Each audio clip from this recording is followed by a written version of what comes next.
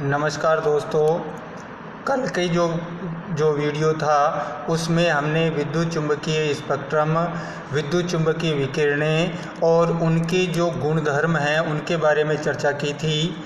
आज का जो वीडियो है इसमें हम स्पेक्ट्रम के बारे में बात करते हैं कि स्पेक्ट्रम जो है वो कितने प्रकार का होता है, इसका वर्गीकरण किस प्रकार किया जाता है। जब कोई अणु या परमाणु एक प्रोटॉन का उत्सर्जन या अवशोषण करता है तो उसकी ऊर्जा या तो घटती है या फिर बढ़ती है, जिसके संगत रूप से उत्सर्जन और अवशोषण स्पेक्ट्रा प्राप्त होते हैं। अर्थात हम यूँ कह सकते हैं कि स्पेक्ट्रम जो होते हैं वो मूल रूप से दो प्रकार के होते हैं, उत्सर्जन स्पेक्ट्रम और अवशोषण स्पेक्ट्रम। ये जो उत्सर्जन स्पेक्ट्रम और अवशोषण स्पेक्ट्रम है, प्रत्येक प्रकार का स्पेक्ट्रम जो है ये भी दो प्रकार का होता है, सतत कंटिन्यूअस स्पेक्ट्रम और असतत डिसकंटिन्यूअस स्पेक्ट्रम। असतत जो स्पेक्ट्रम होता है वो भी दो प्रकार का होता है, लाइन स्पेक्ट्रम और बैंड स्पेक्ट्रम। अब हम जो है उत्सर्जन और अवशोषण जो स्पेक्ट्रम है इस पर विस्तार से चर्चा करते हैं कि ये क्या होते हैं। सबसे पहले हम बात करते हैं उत्सर्जन स्पेक्ट्रम के बारे में। जब किसी पदार्थ को ताप दीप्त तक गर्म करते हैं अथवा उसका किसी गैस में विद्युत विसर्जन किया जाता है तो पदार्थ या गैस विकिरण उत्सर्जित करने लगते हैं। इन विकिरणों का यदि हम स्पेक्ट्रोमीटर की सहायता से वर्ण विक्षेपण करते हैं या इनका विश्लेषण करते हैं तो हमें जो स्पेक्ट्रम प्राप्त होता है उस स्पेक्ट्रम को हम उत्सर्जन स्पेक्ट्रम कहते हैं। यानी कि ये जो स्पेक्ट्रम होता है वो उत्तेजित अवस्था में जो पदार्थ होता है उस पदार्थ के द्वारा जो विकिरण हैं उन विकिरणों का उत्सर्जन होता है। और उन विकिरणों को जब हम स्पेक्ट्रोस्कोप से विश्लेषित करते हैं तो जो स्पेक्ट्रम हमें प्राप्त होगा उस स्पेक्ट्रम को हम उत्सर्जन स्पेक्ट्रम कहते हैं। अब हम बात करते हैं अवशोषण स्पेक्ट्रम या एब्जॉर्प्शन स्पेक्ट्रम की। जो अवशोषण स्पेक्ट्रम है वो उत्सर्जन स्पेक्ट्रम के जस्ट विपरीत होता है। उत्सर्जन स्पेक्ट्रम में उत्तेजित जो अवस्था में पदार्थ विकिरणों का उत्सर्जन करता है और उन विकिरणों को हम स्पेक्ट्रोस्कोप से विश्लेषित करके उनका स्पेक्ट्रम प्राप्त करते हैं। जबकि जो अवशोषण जो स्पेक्ट्रम होता है इसमें किसी स्रोत से प्राप्त प्रकाश को किसी अवशोषण करने वाले माध्यम से गुजारा जाता है तथा परिणामी जो प्रकाश का स्पेक्ट्रोस्कोप की सहायता से विश्लेषण किया जाता है और उस विश्लेषण से जो स्पेक्ट्रम प्राप्त होता है उसको हम अवशोषण स्पेक्ट्रम कहते हैं। ये जो अवशोषण स्पेक्ट्रम होता है इस स्पेक्ट्रम में प्रकाशमान पृष्ठभूमि पर काली अंधकारमय रेखाएं या बैंड प्राप्त होते हैं। ये काली रेखाएं प्रदर्शित करती हैं कि प्रकाश के इस भाग का माध्यम के द्वारा अवशोषण किया गया है। ये जो अवशोषण या उत्सर्जन जो स्पेक्ट्रम है इसको भी हम इसकी बनावट के आधार पर दो भागों में बांटते हैं। जैसा हमने पहले बताया था कि अवशोषण स्पेक्ट्रम और उत्सर्जन स्पेक्ट्रम दोनों ही दो प्रकार के होते हैं, सतत स्पेक्ट्रम या कंटिन्यूअस स्पेक्ट्रम और असतत और डिसकंटिन्यूअस स्पेक्ट्रम। सतत स्पेक्ट्रम क्या होता है इस पर हम चर्चा कर लेते हैं कि जब सूर्य का जो प्रकाश या किसी तापदीप्त वस्तु से प्राप्त जो प्रकाश है उसका स्पेक्ट्रोमीटर की सहायता से विश्लेषण किया जाता है तो पर्दे पर प्राप्त स्पेक्ट्रम की 7 रंग वाली पट्टियां प्राप्त होती हैं। इन पट्टियों में स्पष्ट रूप से रंगों का अलगाव नहीं होता और ये रंग आपस में सतत क्रम में मिले हुए रहते हैं। ऐसे स्पेक्ट्रम को हम सतत उत्सर्जन स्पेक्ट्रम कहते हैं।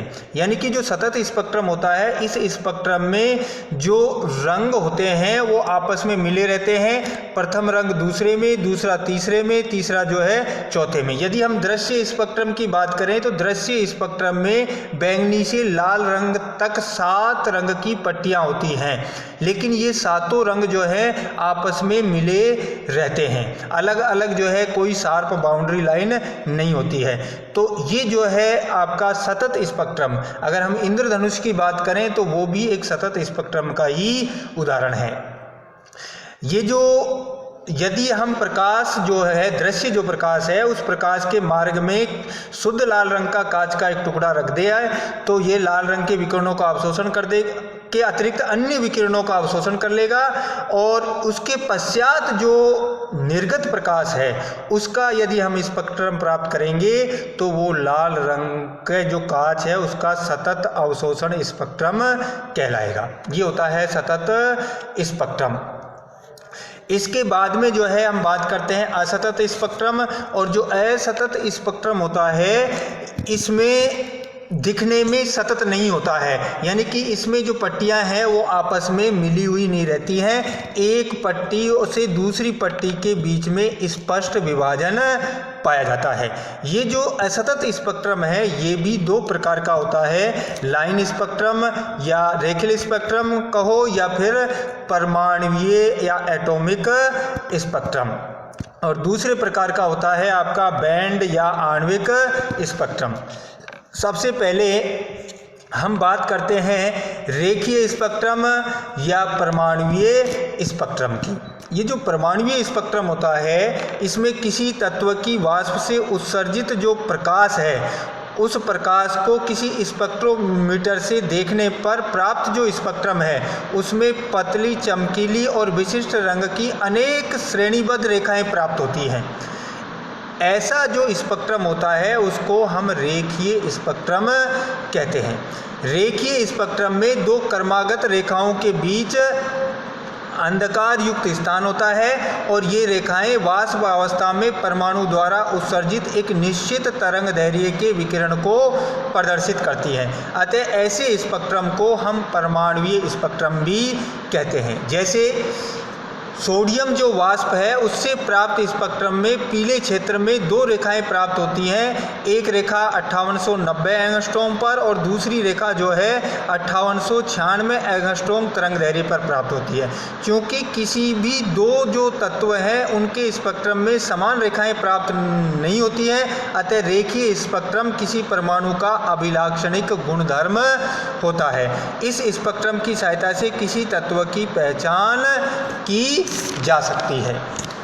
अब हम बात करते हैं दूसरे प्रकार के स्पेक्ट्रम की, जो डिसकंटिन्यूअस स्पेक्ट्रम है, असतत स्पेक्ट्रम है। उसका प्रकार है आपका बैंड या आणविक स्पेक्ट्रम। ये जो बैंड या आणविक स्पेक्ट्रम होता है इसमें स्पेक्ट्रम पट्टियों के एक समूह के रूप में दिखाई पड़ता है, जिसका एक सिरा तीक्ष्ण और स्पष्ट सीमा युक्त होता है, जबकि दूसरा सिरा जो है क्रमशः हल्का होता जाता है। उच्च विभेदन क्षमता वाले यदि स्पेक्ट्रमदर्शी के द्वारा हम इसको देखते हैं तो देखने पर ये बैंड जो है बहुत अधिक संख्या में तथा पास पास सटी हुई रेखाओं से मिलकर बना हुआ प्रतीत होता है। यदि उत्सर्जन बैंड प्रदान करने वाले व्यक्ति को हम उच्च ताप पर गर्म करते हैं तो ये जो बैंड है, स्पेक्ट्रम है, वो अदृश्य हो जाता है। इससे स्पष्ट होता है कि बैंड स्पेक्ट्रम जो है अणुओं द्वारा उत्पन्न होते हैं, इसलिए इन्हें आणविक स्पेक्ट्रम भी कहते हैं। तो आज हमने जो है स्पेक्ट्रम के प्रकार के बारे में पढ़ा, और फिर आगे हम बात करेंगे स्पेक्ट्रोमीटर के बारे में। Thank you.